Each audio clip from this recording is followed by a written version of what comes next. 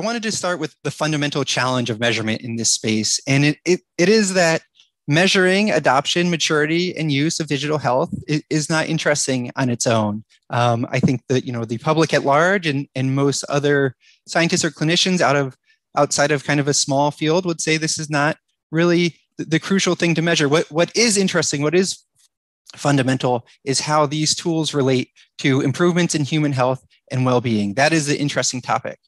But of course, the crux of the challenge is that there is a long causal chain between adoption or maturity and real impact on outcomes. And that chain goes through at least adoption, use of the tool, the experience of using the tool, and outcomes.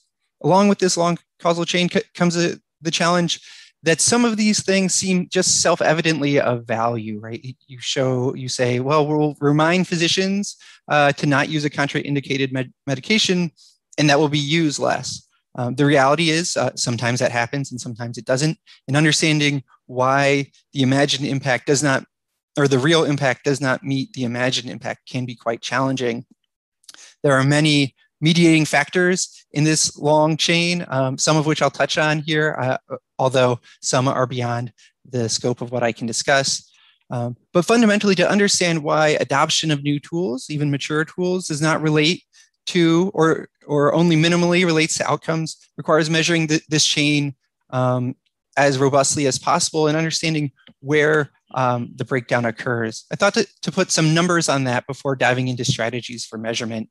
And so let's imagine a situation in which we're interested in a digital health tool and are able to convince half of hospitals that maybe we would like to have the tool to actually adopt it. So 50% adoption on its face may look pretty good. We're getting there. But then of those adopting, perhaps the tool itself is only used in 50% of relevant encounters. Certainly, we wish for numbers like this in the space of interoperable exchange, but often we see tools going unused. And so rather than meet the needs of 50% of the population, you meet the needs of 25%.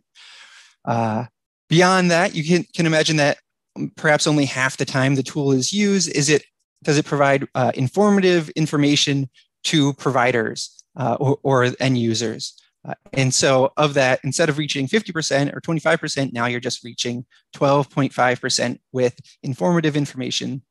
And finally, perhaps only half the time that information is informative, does it actually result in impacts on the outcomes patient experience? So ultimately, you're reaching only 6% of the population that you might think the tool could help. And the kind of paradox here is that at each stage of this, you're getting to 50%. You're not doing too badly. So I think thinking about this chain and understanding where things might break down really highlights the difficulty in making sure tools have the impact necessary. With the primary focus of this keynote will be to describe strategies to measure each step, alternative possibilities, and how each might kind of differentially guide what interventions you choose to improve impact. So I'm going to start at the beginning with measuring adoption. One way you could think to measure adoption is simply by counting or measuring the presence of functionalities. And the electronic health record or digital health tools can really be thought, I think, as a collection of functionalities rather than an individual thing that we can measure. And so you might just measure the presence of one key functionality or the count of relevant functionalities and say, this is how much progress we have made. I think a positive to this strategy is that it would give credit for all capabilities, right? It wouldn't ignore some progress that hospitals or other organizations have made. But there are quite a few negatives associated with it. It would be hard to know if functionalities are truly comparable. If one place says, oh, we have CPOE, and another says we also have computerized provider order entry, how do you determine that those mean similar things, or if the underlying capabilities of the system are quite different? If you choose to report simply counts of functionalities, have the challenge that you're treating each functionality as essentially equivalent, which may be misguided, right? Saying, well, implementing patient demographic documentation is the same as implementing robust clinical decision support could be giving you a misleading sense here.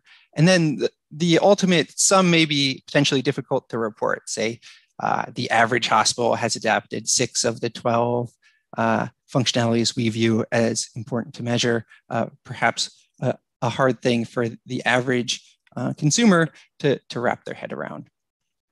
An alternative to measuring simple counts of functionalities would be a certification program. And certainly certifying electronic health records is the fundamental thing that the Office of National Coordinator has done in the United States. Neugierig?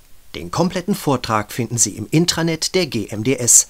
Einfach anmelden und den Menüpunkt Bild und Videomaterial anklicken. Werden Sie Mitglied in der GMDS.